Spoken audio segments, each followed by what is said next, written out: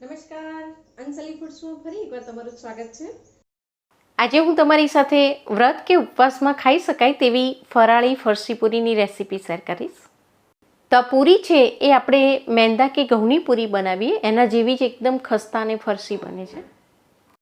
શ્રાવણ મહિનાના એકટાણા કે પછી નવરાત્રિના વ્રત માટે આને તમે એકવાર બનાવીને 15 દિવસ માટે સ્ટોર કરી શકો છો। ફરાળી પૂરી બનાવવા માટે અહીં મેં માર્કેટમાં જે તૈયાર ફરાળી મિક્સ લોટ મળે છે તે 2 કપ એટલે કે 250 ગ્રામ જેટલો લીધો છે। જો મિક્સ લોટ યુઝ ના કરવો હોય તો અહીં તમે એકદમ બારીક દળેલા રાજગરાના લોટમાંથી પણ આ પૂરી બનાવી શકો છો। આ મિક્સ ફરાળી લોટ છે એ તમને માર્કેટમાં ખૂબ જ આસાનીથી મળી જશે અને એમાંથી તમે ઘણી બધી રેસીપી બનાવી શકો છો।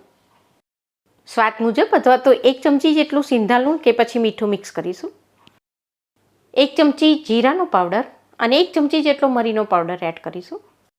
અહીંયા બધા મસાલાને પહેલાં આપણે લોટમાં બરોબર મિક્સ કરી દઈએ। અહીં આપણે ફરસી પૂરી બનાવી રહ્યા છીએ અને એકદમ સોફ્ટ, ખસ્તા અને ક્રિસ્પી બનાવવા માટે મોણ તરીકે અહીં આપણે તેલની બદલે ચોખ્ખા ઘીનો ઉપયોગ કરીશું। અહીં મેં 1/4 કપ એટલે કે 4 ટેબલસ્પૂન જેટલું ઘી લીધું છે। આમાં આપણે મુઠ્ઠી પડે એટલું મોણ નાખવાનું છે, તો અત્યારે મેં 3 ટેબલસ્પૂન જેટલું ઘી લીધું છે। મિક્સ કરી દઈએ અને પછી જરૂર લાગશે તો બીજું 1 ટેબલસ્પૂન જેટલું ઘી આપણે બચાવી રાખ્યું છે એ પણ મિક્સ કરી દઈશું। લોટને તમે આ રીતે મુઠ્ઠીમાં લો તો એકદમ બંધાઈ જવું જોઈએ એ રીતે મોણ નાખવાનું છે। તો ઘી મને અહીં ઓછું લાગી રહ્યું છે તો હું બાકી રહેલું 1 ટેબલસ્પૂન જેટલું ઘી પણ મિક્સ કરી દઉં છું।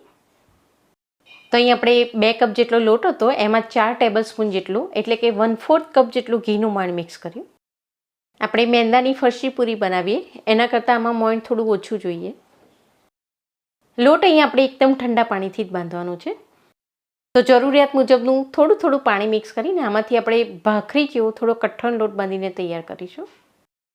આ ફરાળી લોટ છે એટલે એને તમે જો સહેજ પણ ઢીલો બાંધી લેશો તો શું થશે કે પૂરીને તમે જ્યારે તળશો ત્યારે એકદમ ફૂલવા લાગશે અને બહુ કડક નહીં બને। અને ઢીલા લોટમાંથી બનાવેલી પૂરી લાંબા સમય સુધી કડક પણ નહીં રહે, ખૂબ જ જલ્દી હવાઈ પણ જશે। એટલે ફરસી પૂરી માટે અહીં આપણે ભાખરી કે પરોઠા માટેનો જે કઠણ લોટ બાંધીને તૈયાર કરતા હોઈએ છીએ તેવો જ કઠણ લોટ બાંધી લેવાનો છે। અને લોટને બાંધી લીધા પછી અહીં આપણે તેને બિલકુલ રેસ્ટ નથી આપવાનો, આપણે તેની તરત જ પૂરી બનાવી લઈશું। હવે અહીં આપણે ફરાળી લોટ લીધો છે અને એને પણ આપણે થોડો કઠણ બાંધી લીધો છે। એટલે આમાંથી જો તમે એક નાની નાની પૂરી બનાવવા જશો તો એ કિનારીથી થોડી ફાટી જશે અને વળતા પણ થોડી વાર લાગશે। એટલે મેં અહીં આ રીતે થોડા મોટા ગુલ્લા બનાવી લીધા છે અને પહેલાં આમાંથી આપણે થોડીક મોટી રોટલી વણીને તૈયાર કરીશું। નાસ્તા માટેની આ ફરસી પૂરી જો તમારે એકદમ પાતળીને થોડી વધારે કડક બનાવી હોય તો અહીં આ રોટલીને તમારે થોડી રોટલી જેવી એકદમ પાતળી વણી લેવાની। એકદમ પાતળી વણી લેશો તો એનાથી પૂરી તમારી થોડી વધારે કડક અને એકદમ લાલ કલરની બનશે। અહીં મેં નાની ડબ્બી હોય એનું ઢાંકણું લીધું છે। તમારી પાસે નાનકડો ગ્લાસ કે વાડકી હોય એનાથી પણ તમે આ રીતે રાઉન્ડ કટ આપી શકો છો। આ રીતે તમે મોલ્ડની મદદથી રાઉન્ડ કટ આપીને પૂરી બનાવશો તો બધી જ પૂરી એક સરખી બનશે। તો અહીં મેં બહુ જાડી પણ નહીં અને એકદમ પાતળી પણ નહીં, એ રીતે મીડિયમ થીક પૂરી વણીને તૈયાર કરી છે। તો પહેલાં અહીં આપણે બધી જ પૂરી એક સાથે વણીને તૈયાર કરી લઈશું ને પછી આપણે તેને તળી લઈશું।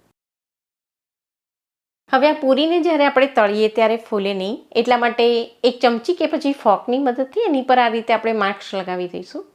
એનાથી એ લુકમાં પણ ખૂબ જ સરસ લાગશે અને તળશો ત્યારે એ ફૂલશે પણ નહીં।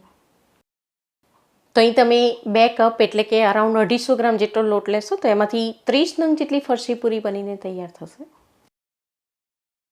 પૂરી તળવા માટે તેલને અહીં પહેલાં આપણે બરોબર ગરમ કરી લઈશું। અત્યારે અહીં ગેસની ફ્લેમને આપણે થોડીક વાર માટે એકદમ હાઈ રાખીશું। આ બધી જ પૂરીને આપણે તેલમાં પાસ કરી દઈએ અને એ તળાઈને થોડીક ઉપર આવે એ પછી ગેસની ફ્લેમને અહીં આપણે મીડિયમ ટુ લો કરી દઈશું। અહીં પૂરીને જો તમે એકદમ હાઈ ફ્લેમ પર તળી લેશો તો ઉપરથી એ ખૂબ જ ઝડપથી લાલ થઈ જશે પણ અંદરથી એ થોડી હવાયેલી રહેશે।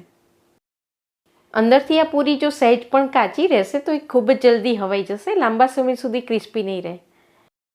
એટલે એ પૂરી થોડી તળાઈ જાય પછી પાછળથી આપણે તેને મીડિયમ ફ્લેમ પર જ તળી લેવાની છે। મીડિયમ ફ્લેમ પર તળી લેશો એટલે આને તળાતા થોડીક વધારે વાર લાગશે। એટલે અહીં તમારે થોડુંક તેલ વધારે મૂકીને એમાં જેટલી પૂરી માય એટલી નાખી દેવાની તો તમારો સમય પણ બચી જશે।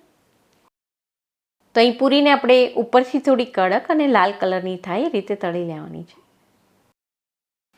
હવે અહીં આપણે જોઈ રહ્યા છીએ કે પૂરી સરસ તળાઈ ગઈ છે, એનો કલર પણ ખૂબ જ સરસ આવી ગયો છે.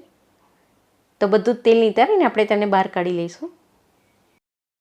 આ પૂરીને તમે ઠંડી થઈ જાય પછી એરટાઇટ ડબ્બામાં ભરીને લગભગ 15થી 20 દિવસ માટે સ્ટોર પણ કરી શકો છો.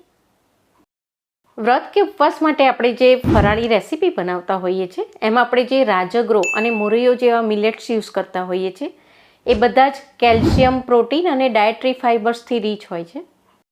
એટલે ઉપવાસ ના હોય છતાં પણ તમે મિક્સ લોટમાંથી આ ફરસી પૂરી બનાવીને એન્જોય કરી શકો છો. એ મેંદાની પૂરી કરતાં થોડી વધારે હેલ્ધી પણ બનશે.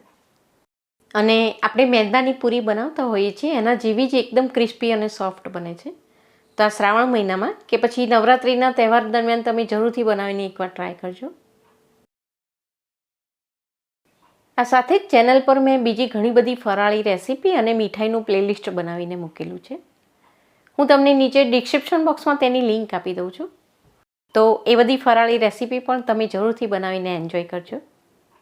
અને ફ્રેન્ડ્સ, આજની રેસીપી જો તમને પસંદ આવી હોય તો વિડીયોને લાઇક, શેર અને ચેનલને સબસ્ક્રાઈબ કરવાનું ના ભૂલશો. બીજી આવી ઘણી બધી રેસીપીઝ સાથે આપણે ફરી ચોક્કસ મળતા રહીશું. Thank you for watching.